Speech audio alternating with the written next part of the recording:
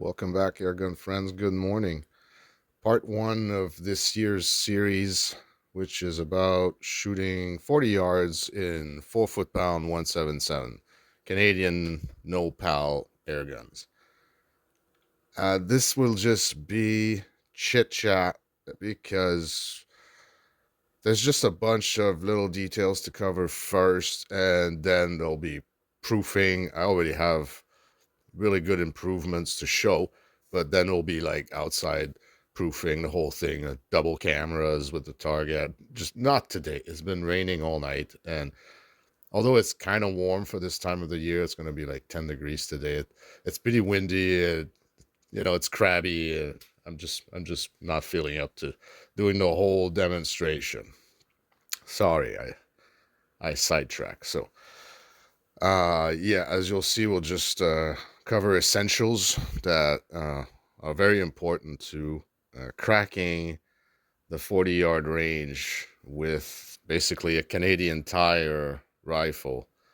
If you want, if you're into Viroc HWs, European or other higher end rifles, and you're under the idea, like as many people tend to be fed from the start in airgunning, that those are the only ones who will actually perform well and last longer and all that. And for quality control and part durability and fitting of the gun, lining up the parts and whatnot, yes, German air guns for that win. But as for putting a pellet out of a barrel and seeing really good results, actually, I think I can give them a run for their money, or just straight up have a better performance. I haven't seen anyone shooting low power air guns show results that all have for you to see. Some reviews are strangely self-sabotagey, like feeding 8.5 grain pellets into a 500 FPS 177 and then pulling results from that and comparing them at too short range or too far range and not going incrementally and having like the actual pattern of spread from range to range to range with one consistent type of ammo, which is itself identified as a good pellet for 500 FPS 177, because the list is so short. I think I could count it on two fingers, and they're both pretty much the same pellet in two brands. You'll see the pellet I'm showing it. That's one thing. 500 FPS 177 basically has no business shooting 99% of pellets. They just don't work. They just don't have the ideal weight and shape and consistency, because the 177 500 FPS doesn't have any legs to push over imperfections. You can't reshape the pellet in the barrel.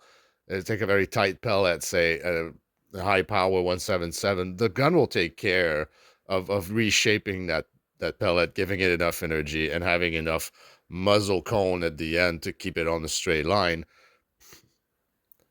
Regardless of the difference in brands of pellets, sizes of pellets, weights of pellet.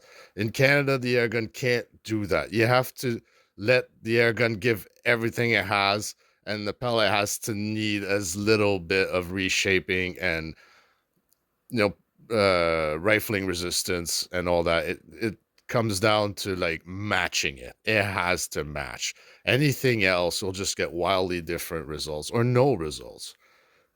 And it's too easy to say it's the airgun that's too weak and that's why it can't shoot straight. In a part it is, but that doesn't mean that we can't make them shoot straight. If that's the option we have, there is a way, and it'll shoot. And like I said, it'll give those HWs a run for their money. You could buy an HW30, Canadian power, and because in Germany it's 6 foot pounds, so it's not necessarily Canadian power, but it's the sub 500 FPS, and I haven't seen it shoot that straight. At 25 yards, I can already beat it with this right out of the box, which it isn't anymore. It's not right out of the box anymore, but that's part of the details. Out of the box, I can beat an HW30 at 25 yards. I already know that much. So there's maybe 2 air guns out of the box in Canada that are like potentially less expensive than a European air gun uh, in the full classical sets. I mean, one of them is the Northern Air from Canadian Tire. They call it the JCAU-03. It's the Umarex Browning. It's the British SMK.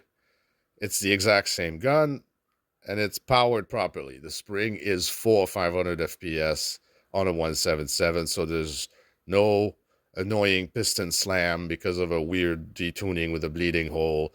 It's well balanced, and for the best pellet that you can shoot in Canada in a 177, I get it to 520, average of 515, but it can go to 520, and it can drop to 512. Like it's almost an 8-9 FPS spread, but with a good average down the middle at 515. So you're not getting left behind on you.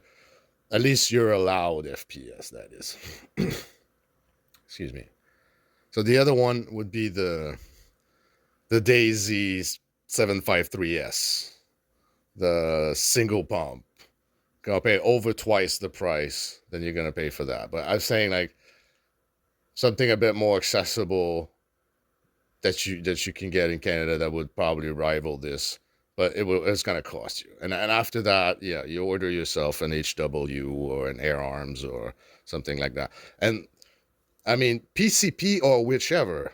I don't do PCPs because I like just standard regular air guns, but I'll give any PCP a run for their money. That's for sure, and we're gonna prove it down the line. Okay, if you're still hanging in there, I congratulate you. You are in for a serious conversation about air guns in Canada. It's a super specific niche of audience. I understand that, but it doesn't mean that we can't push the conversation ourselves. So, let's get going. One thing I have done on several air guns, I've probably done it on 6 air guns, is drill out the rifling.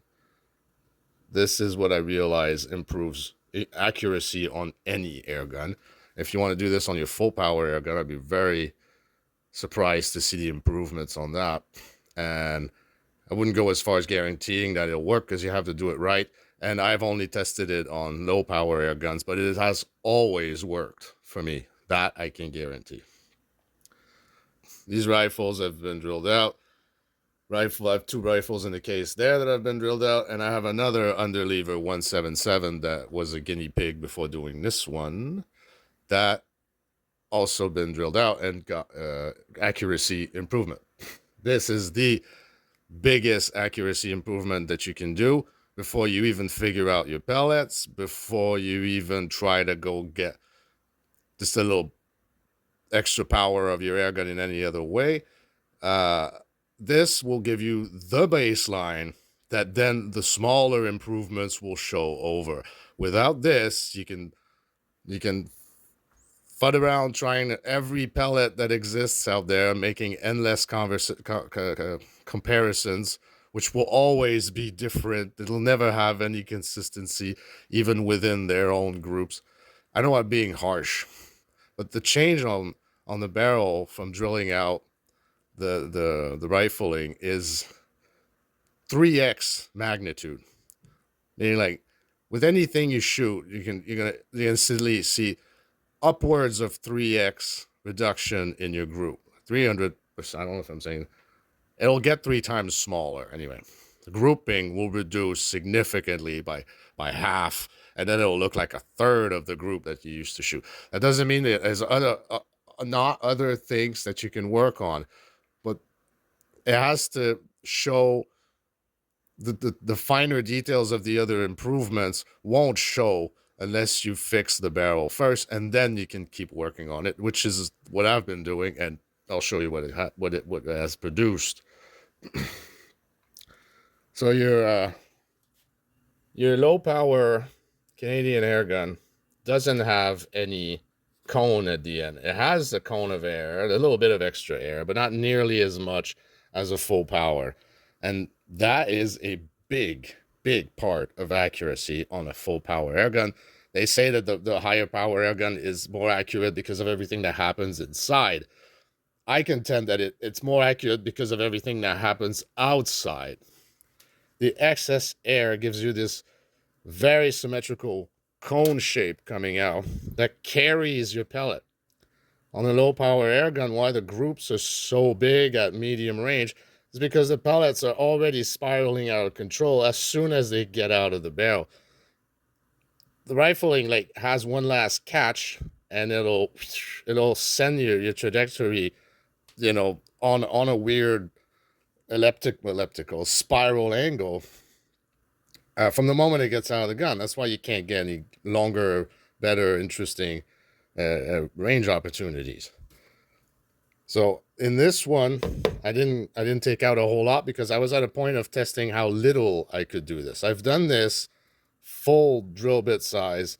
I've done it like 2/3, and I've done it just about an inch worth. And this has about an inch worth, and you really don't need to take more risks than that, and before you see significant improvements. Pardon me. So on a freehand tool, gun in a serious grip, and you're gonna come in and slowly shave away the rifling with a drill bit that's just enough to create a bit of air around the pellet for a while. This is 3/16 on a 177, and I use a quarter bit, 1/4 on the 22. So slowly you're shaving away that rifling, about a 1-inch target into the rifle. Ideally, you want to do this before you end up not feeling the step down from the barrel on the entire circumference. I check it with a toothpick, make sure that I haven't gone so deep one way or another that now there isn't this little ring of step down that's even. I want to go evenly. The further you push, the more you end up like chewing the bottom step or the side step. I haven't done it. I haven't missed one so far, but I can't tell what will happen if you're so far out of line either. But you don't need to be in perfect line. You just need to go slow, then stop before you chew that even ring from the rifle barrel to your new muzzle brake. This captures what little air we do have at the end and keeps it concentrated. Basically, the last spin that the pellet gets out of the barrel immediately gets picked up into this cylinder of air here. Will put a new trajectory on it. Like, use the spin that the pellet has, then coax it all around and tell it down this angle, down the middle of this is where you're going to spin. It puts the brakes on that already beginning spiral and keeps it centered to shoot straight, replicating what a full power air gun really does to help pellet accuracy. And we can replicate that with the power that there is in here. Like, given that you have an air gun matched to a pellet, that gives you the solid 500 FPS, because I wouldn't do it really. Well, this experiment is about like utilizing every possible bit available of accuracy and power. So I picked an air gun that does 500 FPS for sure. Later down the run, be fun to do it on a 450 FPS, something else. See how far we can push that. How much 50 FPS of difference, costs us in accuracy. But this you definitely need. You gotta have that tunnel of air at the end to reproduce high power muzzle cone and to give you the real accuracy that the gun has on anything else that's going on at the same time. This has to be step one. Are you still in? Are we still going? Okay, then pellet choice. Meisterkogen 7 grain, R10 match 7 grain. You want to push it on the FPS and make sure that you check that box and you got the best that you can get on FPS. You need pistol 7 grain RWS. Either Meisterkugeln or R10. But the reason why I have Meisterkugelns is because this tin was shooting like crap. And I know my rifle. I knew my rifle then, what it could do. And all of a sudden it couldn't do it. And I so didn't want to be blaming a bad batch of pellets that I just kept shooting it. But it consistently wasn't looking right. So in-game Meisterkugeln, of course, I wanted to test. It's pretty much the exact same pellet, same weight, same box. But back to where I was able to reproduce my earlier results, shooting dime groups at 25 yards. I couldn't do it anymore. Then all of a sudden I just could again. So, not saying these are never bad, but these have seemed to come in on a bad batch at time. One time. I was really trusting them with my life, and then they let me down. But there's another option. If you can't shoot straight with these, if you have both, ideally, it's not that much of an investment. They're both about the same price, and you need two pellets tins anyway for doing this sort of stuff. And just to clear it out in your mind, you might as well try both. If there is a difference between the two, it's really going to show. And you can tell that maybe your R10s are subpar or something like that. That'd be a strategy. You want to be scientific and not miss anything. But it's not enough. I'll show you the tool inside there. Why do I always do that? I got them pre-opened to talk, and then I close them. And then I spill them.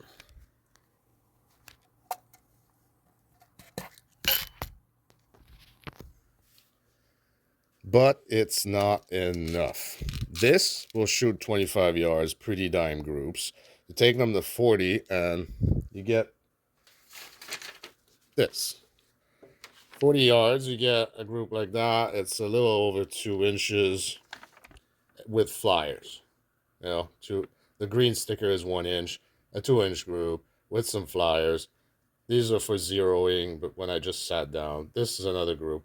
This is shot in terrible conditions. I was not comfortable.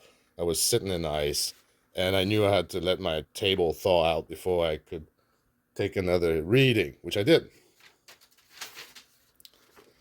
So it's consistent, even completely comfortable with the gun very stable and the bag at the right place. It's 2 inches with a flyer, 2 inches with a flyer, 2 inches with a flyer, and then it showed me something. It did a triple punch on the sticker with some flyers. And you can tell there's a windage thing happening. We're apparently on target. When you shoot straight, you didn't pull, you didn't miss anything, it landed straight, you're like, this is what it should be. You perform the same shot and you get all the way there. You say, I didn't yank that. I did not yank that. But then you check it and it's consistent.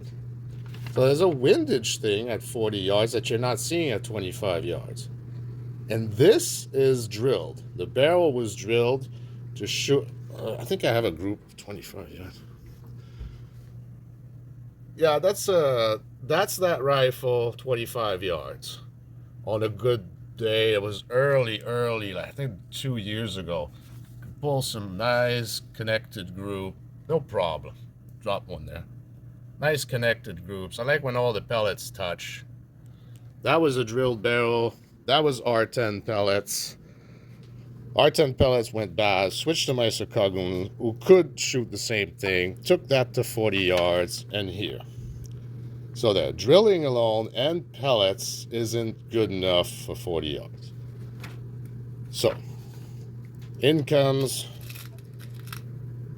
forwarding. Forwarding is very important when you're not putting something directly into the barrel. I'm gonna be right back. Okay, so in an underlever and in a bolt action or straight pull action,